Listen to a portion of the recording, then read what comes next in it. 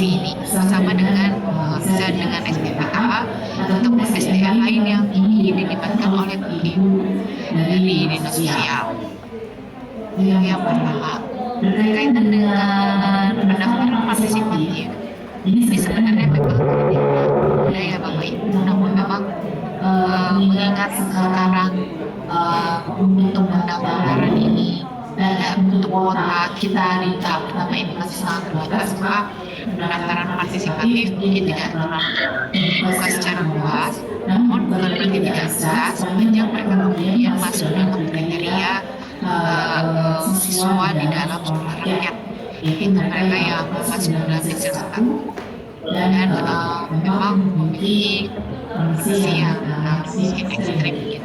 Jadi masih bisa didaftarkan sebagai mereka memenuhi. Yang kedua, berkaitan dengan seleksi administrasi.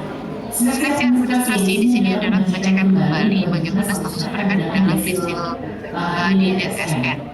Untuk desil 1, ya mereka adalah desil 1, tapi kemudian perlu dilihat kembali bagaimana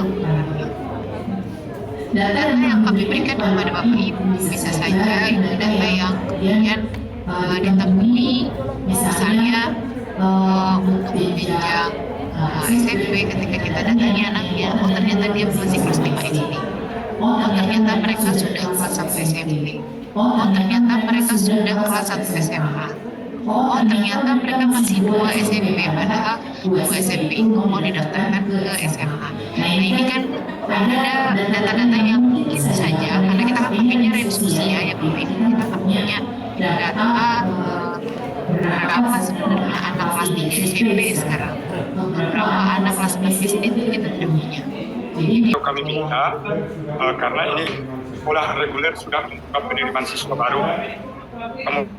Kita mengejar waktu, maka yang pertama Bu, perlu barangkali ditulis penerimaan siswa baru untuk percepatan di daerah dalam rangka penerimaan siswa baru. Juknisnya yang kedua masih terkait dengan cadangan.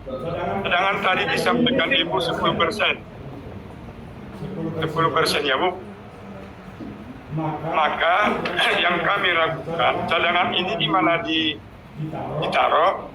Kalau 10% nanti cadangan, tentu mereka berharap mereka masuk. Kemudian sebelum mereka masuk, apakah mereka masuk ke sekolah reguler? Karena mereka cadangan, namanya cadangan Bu. Apabila tidak ada yang berhenti, yang permanen itu, dikemanakan cadangan ini? Kalau mereka nunggu, tidak mendaftar sekolah reguler, tidak mendaftar kemana-mana, tapi mereka tahu mereka cadangan, atau tidak tahu cadangan, maka ketika tidak ada yang keluar, yang permanen itu sudah terima, dikemanakan mereka yang 10% itu. Itu yang kedua. Yang ketiga, apakah setiap sekolah rakyat bisa menerima siswa baru dari kabupaten lain? Apakah sekolah rakyat bisa menerima calon siswa baru dari kabupaten lain? Apakah setiap sekolah rakyat itu bisa menerima calon siswa dari kabupaten kota lain di luar kabupaten kota laksana sekolah rakyat? Barangkali Bu.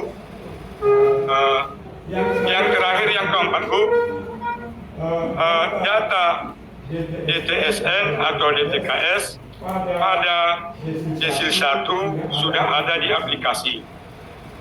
Namun menggunakan aplikasi ada kesulitan kami Bu, karena itu harus dikerjakan secara manual.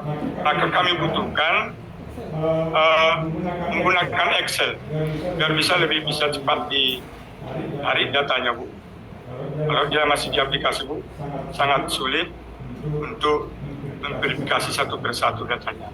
Mohon Bu, dibuat menjadi di Excel, di program Excel. Barangkali. Assalamualaikum. Saya jawab berkaitan dengan juknis atau timeline. Juknis sudah ada Pak, tetapi memang juknis yang kami buat itu sebenarnya proses di satukan di Sekber Pak, karena Satgas Penerimaan Siswa itu sudah membuat juknis, hanya memang yang resmi itu nanti keluarnya bersamaan dengan juknis sekolah rakyat secara umum ya Pak. Jadi kalau Bapak ingin membaca, boleh saja, kami nanti share soft copy-nya. Tapi Bapak perlu sampaikan, di dalam juknis tersebut tidak ada timeline. Bahkan pertemuan hari ini pun kami tidak bisa membuat timeline. Mohon izin sekali, karena memang seperti saya sudah sampaikan berkali-kali bahwa kami akan kesulitan Pak. Paling tidak tadi, saya sudah sampaikan tadi ke Sidram, bahwa target kita pertengahan Juni kita sudah mempunyai data calon siswa yang memang sudah clear. Tapi kan ini permasalahannya posisi di sekarang di tanggal 19 saja kami belum dapat Pak ya dari PU jumlah rombel dan jenjang pendidikan. Itu yang kami tidak bisa tentukan Pak. Jadi kalau saya mau tentukan main saklek ya udah kita pakai seperti ini, ternyata datanya salah. Nah ini yang mau bertanggung jawabkan juga jadi harus clear ya Pak, karena kami bekerja harus sesuai dengan SOP gitu. Tapi memang kalau kami sekarang juga posisinya ya udah Bu, kalau gitu tunggu aja dulu sampai dari PU clear dulu, baru kami laksanakan Zoom. Nanti tiba-tiba dari PU sudah clear, tahu keluarnya tanggal 21, tanggal 22 Bapak Ibu belum cari siswa. Ini PR baru lagi gitu. Jadi yang kita lakukan sekarang sekali lagi adalah berstrategi antara mencari, tetapi kita juga harus mengantisipasi, menentukan langkah-langkah apabila ternyata rombelnya tidak ketampung. Seperti tadi juga Bapak sampaikan, ya 10% mau dikemanakan, ya namanya juga cadangan Pak, mereka posisinya penuh. Tapi kalau misalnya tiba-tiba dari 100 tidak ada yang mengundurkan diri, ya berarti dari pertama kalau saran saya si 10 cadangan ini tetap Pak mendaftar di sekolah reguler. Bahkan kalau misalnya dari 100 itu yang sudah pasti rombelnya itu minimal 2, yang 50 kalau perlu juga boleh daftar secara paralel di sekolah reguler. Nah ini makanya tadi saya sampaikan Pak di Sidram, kembali lagi bekerja sama dengan Dinas Pendidikan menjadi sangat kunci menurut saya. Kenapa? Karena akhirnya kita harus sama-sama melihat kepentingan dari masyarakat kita gitu ya, dari anak-anak kita. Jangan sampai kita juga tadi istilahnya berebutan. Gitu. Ini kan sama-sama program pemerintah Bapak Ibu. Caranya satu lewat sekolah reguler, satu lewat sekolah rakyat. Kita tidak sedang berlomba antara dinas pendidikan dengan dinas sosial, ya. Tapi ini sama-sama artinya memang kita menentukan mana yang paling terbaik untuk anak-anak kita, gitu ya. Nah itu Pak, jadi kalau untuk cadangan 10% dikemanakan ya berarti didaftarkan saja Pak tetap di sekolah reguler. Begitu yang 100 ini nanti tidak ada yang mengundurkan diri, langsung sampaikan Pak 10 ini bahwa mereka memang tidak lanjut ke tahap selanjutnya. Jadi memang mereka segera bisa berkoordinasi di di sekolah reguler. Nah ini kan mohon izin nih Pak, pasti juga posisi sekarang mereka daripada nggak jelas daftar, mereka berpikir ini udah daftar aja sekolah reguler, nggak usah ikut sekolah rakyat. Nah ini Pak, makanya kalau tidak ada jaminan dari dinas pendidikan, ini juga bisa menjadi Bapak Ibu juga bisa jadi nanti sulit mencari siswanya gitu, karena dinas pendidikan juga kalau mungkin antusias dari masyarakat mereka pilih yang pasti-pasti aja gitu kan.